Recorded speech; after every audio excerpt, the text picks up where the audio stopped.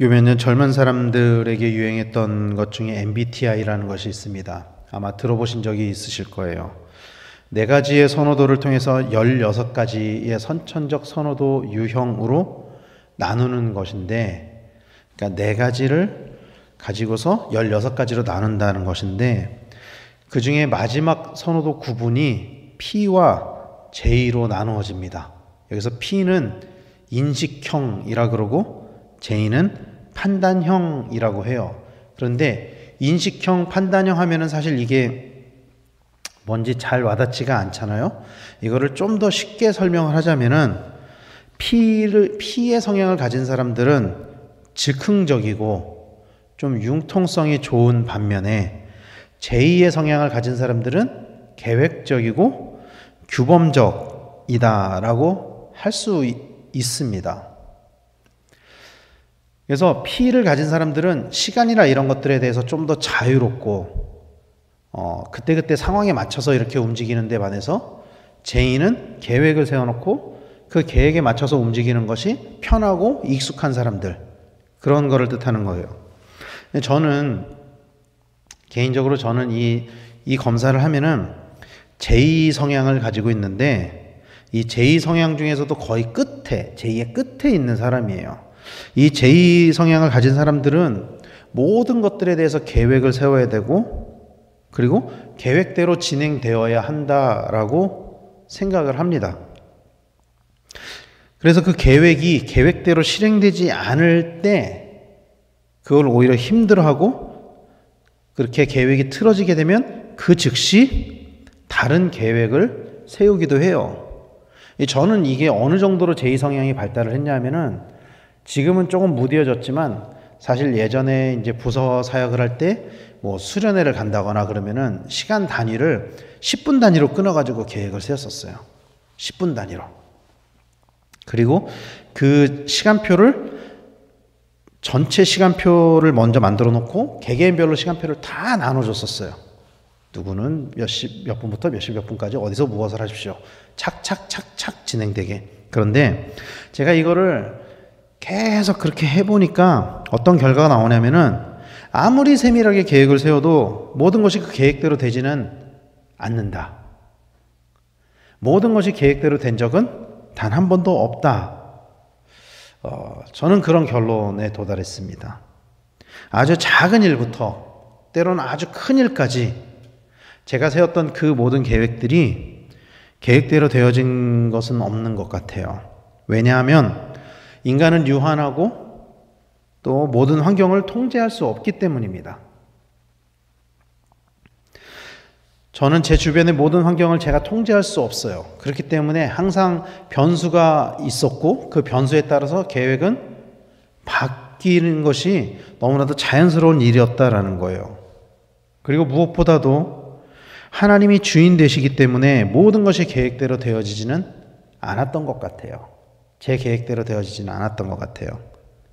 하나님께 삶을 맡긴 사람들의 모든 인생은 내가 세운 계획대로 이루어지는 것이 아니라 하나님의 계획대로 이루어진다라는 것을 믿으시기를 바랍니다.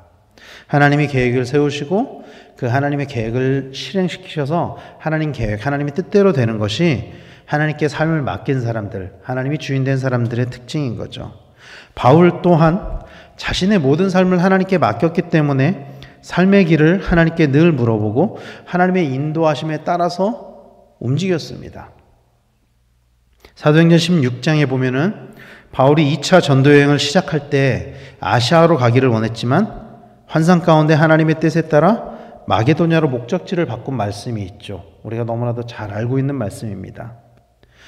바울은 그렇게 하나님의 뜻, 하나님의 계획이 있었을 때 그 뜻에 순종하면서 나아갔던 사람이에요. 그리고 오늘 본문 또한 하나님의 뜻에 따라 자신의 계획을 변경한 것을 고린도 교회 성도들에게 설명하는 말씀이에요. 이것에 대해서 해명하고 설명하는 말씀이에요.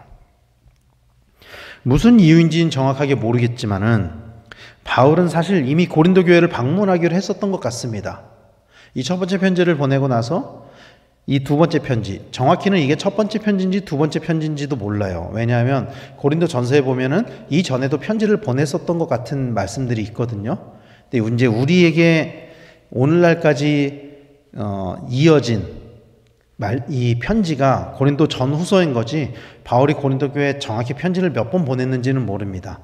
근데 어쨌든 이 고린도 전서와 고린도 후서 사이에 바울은 아마도 고린도 교회를 갈 계획을 세웠었던 것 같고 그것을 고린도 교회 성도들에게도 이야기를 했었던 것 같아요. 내가 가겠다. 그런데 무슨 이유인지 모르겠지만 이것이 틀어진 거예요. 사실 바울은 이 고린도 후서를 쓴 목적이 자신의 사도권에 대한 변호, 그리고 유대주의자들을 섬멸하는 것, 그리고 예루살렘 교회를 위한 헌금을 걷는 것, 이런 목적을 가지고 있었다 그랬잖아요.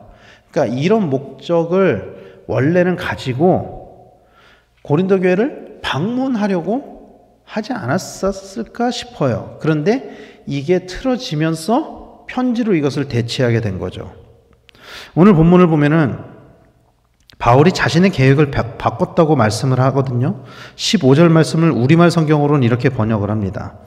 나는 이런 확신이 있으므로 먼저 여러분에게 가기를 원했습니다. 이는 여러분으로 하여금 다시 두 번째 은혜를 받게 하기 위함입니다. 나는 여러분을 방문하고 마케도니아로 갔다가 다시 마케도니아에서 여러분에게로 돌아와 여러분의 파송을 받고 유대로 가고자 했습니다. 그러니까 원래 바울의 계획은 고린도로 다시 방문을 하고 그리고 마게도냐로 갔다가 마게도냐에서 다시 고린도로 왔다가 그곳에서 고린도 교회의 파송을 받아서 예루살렘으로 가려고 했었던 게 이게 원래 바울의 계획이었던 거예요. 그리고 그 고린도 교회를 방문하기로 한 계획이 얼마나 큰 기대를 가지고 진실하게 준비했는지를 17절 말씀에서 공동번역으로 이렇게 말씀을 해요. 내가 이런 계획을 세운 것이 경솔한 일이었겠습니까? 또는 인간적인 동기로 계획을 세워 편리할 대로 이랬다 저랬다 하려는 줄 아십니까? 나는 하느님의 진실성을 걸고 맹세하거니와 여러분에게 한 내 약속은 이랬다 저랬다 하지 않습니다. 그러니까 바울이 고린도 교회를 방문하려고 했던 계획은 바울 나름에서는 바울의 입장에서는 굉장히 진실하게 세웠던 계획이었던 것 같아요. 바울은 고린도 교회를 반드시 방문하려고 했고 거기에는 분명한 이유가 있었습니다. 그러나 바울은 고린도 교회에 가지 못했습니다. 23절 말씀에 내가 내 목숨을 걸고 하나님을 불러 증언하시게 하노니 내가 다시 고린도에 가지 아니한 것은 너희를 아끼려 함이라. 바울이 고린도 교회에 가지 못한 것은 그들의 계획에 대한 하나님의 명령이 있었기 때문이었습니다. 바울과 바울의 그 일행들이 가지고 있었던 계획이 있었지만 그 계획을 바꿀 만한 하나님의 계획, 하나님의 명령이 있었다라는 것이죠. 바울은 이제껏 사역을 하면서 모든 일에 하나님의 말씀에 순종했습니다. 그리고 그가 그렇게 순종할 수 있었던 이유는 바울에게 하나님은 미쁘신 하나님이었기 때문이에요. 바울에게 하나님은. 오늘 본문 18절 앞부분에 보면 하나님은 미쁘시니라 이렇게 말씀하고 있죠. 여기에서 미쁘시니라로 번역된 헬라어가 피스토스라는 단어입니다. 피스토스. 이 신약 성경에서 가장 중요한 단어 중에 하나예요. 피스토스의 뜻이 뭐라 그랬죠? 믿음. 믿음. 영어 faith가 여기서 나온 거거든요. 피스토스는 믿음, 충성, 신실한 이렇게 번역이 돼요. 그러니까 바울에게 하나님은 어떤 하나님이냐면은 믿으실 만한 분, 신실하신 하나님, 이런 하나님인 거죠. 바울은 하나님을 100% 믿음으로 신뢰했습니다. 그 신뢰가 있었기 때문에 자신의 삶의 큰 계획들조차도 하나님의 뜻대로 순종하는 것이죠. 오늘날에도 해외로 선교를 간다거나 여행을 가는 것을 일정을 갑자기 바꾸는 것은 쉬운 일이 아니에요. 당시에는 얼마나 그게 더 어려운 일이었겠습니까? 준비 과정 자체가 어려웠을 거니까요.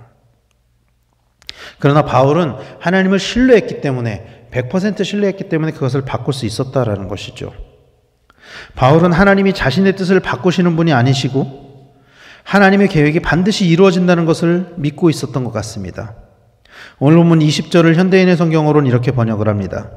하나님이 아무리 많은 약속을 하시더라도 그것이 그리스도 안에서 예라는 응답으로 이루어지기 때문에 우리가 그리스도를 통해 아멘 하고 하나님께 영광을 돌리게 되는 것입니다. 오늘 이 본문이 개역개정 말씀으로 읽으면은 이게 무슨 뜻인지 잘 이해가 안 가는 말씀들이 있거든요. 그래서 제가 오늘은 좀 역본을 많이 읽어드리는 거예요. 이 말씀을 보면은 하나님이 하시는 약속은 반드시 이루어지고 우리가 아멘으로 순종할 때 그 영광이 나타난다라고 말씀하고 있는 거예요. 사랑하는 성도 여러분, 우리를 향한 하나님의 계획은 신실하십니다. 여러분들을 향한 하나님의 계획은 신실하십니다. 때때로 그것이 내가 세웠던 계획, 내가 원하는 대로 되지 않는다고 할지라도 그것이 하나님의 인도하신 가운데 있다면요, 그것이 가장 믿을 만한 것이고 그것이 가장 신실한 것이고 그것이 가장 옳은 것이라는 것을 믿으시길 바랍니다. 그런 하나님의 섭리에 우리가 어떻게 반응해야 된다고 오늘 본문 말씀하죠? 아멘. 이렇게 반응해야 된다는 거예요. 아멘. 그리고 우리를 인도하시는 그 하나님을 믿음으로 순종해야만 합니다. 믿음과 순종은요, 어떤 공통점을 가지고 있냐면요, 이런 공통점을 가지고 있어요. 모두 100%여야 한다는 거예요. 100%. 99%의 믿음을 온전한 믿음이라고 할 수가 없습니다. 또 99%의 순종도 온전한 순종이라고 할 수가 없어요. 하나님, 저는 이만큼만 순종할게요. 성경은 그렇게 말씀하지 않는다는 거예요. 순종은 전적으로 순종해야 된다고 말씀한다는 거예요, 성경은. 사도행전 5장에 보면은 아나니아와 삽비라의 이야기가 나오죠. 기억하십니까? 아나니아와 삽비라는 당시의 초대교회 성도들과 마찬가지로 자신의 재산을 팔아가지고 교회로 나왔어요. 이 초대교회 성도들은 자신의 재산을 팔아가지고 교회로 나와서 교회에서 공동생활을 했었는데, 아나니아와 삽비라도 자신의 재산을 팔아서 교회로 나왔단 말이죠. 그런데 그럼에도 불구하고 아나니아와 삽비라는 죽임을 당했어요. 왜 죽임을 당했죠? 그 재산을 100% 가지고 나오지 않았어요.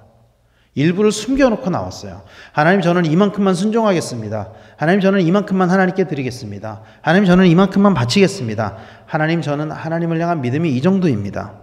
이것은 온전한 믿음, 온전한 순종이라 할 수 없다라는 것입니다. 100%가 아니기 때문이에요. 하나님을 믿는다는 것은 이런 것입니다. 전적인 믿음과 전적인 순종이 있어야만 하는 것입니다. 내가 필요할 때만, 내가 원하는 것이 있을 때만, 또 내가 원하는 것 그대로 될 때만 믿는 것이 하나님이라면, 그런 하나님이 우상과 뭐가 다릅니까? 우상과 똑같은 거죠. 하나님을 우상으로 만들지 않기 위해 우리는 하나님을 내 뜻대로 따라오게 만드는 것이 아니라 하나님을 우리의 주인으로 모시고 온전한 종의 자세로 순종하는 삶을 살아야 될 줄로 믿으시길 바랍니다. 우리의 주권을 내려놓고 하나님의 인도하심에 우리를 맡겨야만 합니다. 그것이 온전하게 이루어질 때 하나님은 우리의 삶을 통해 영광을 나타내실 것입니다. 사랑하는 성도 여러분, 이런 100%의 믿음과 순종을 가진 성도님들이 되시기를 간절히 축원합니다. 우리의 삶의 아주 작은 부분부터 하나님께 맡기고 하나님께 순종하시기를 바랍니다. 우리의 모든 기도의 제목들을 하나님께 드리고 그것이 내 뜻대로 되는 것이 아니라 하나님의 뜻대로 이루어지기를 기도하는 성도님들이 되시기를 바랍니다. 우리의 갈 길을 인도하시는 그 하나님의 인도하심의 은혜가 우리가 온전한 믿음과 온전한 순종으로 나아갈 때 우리의 삶 가운데 온전하게 이루어지게 되기를 예수 그리스도 이름으로 간절히 축원합니다. 기도하겠습니다.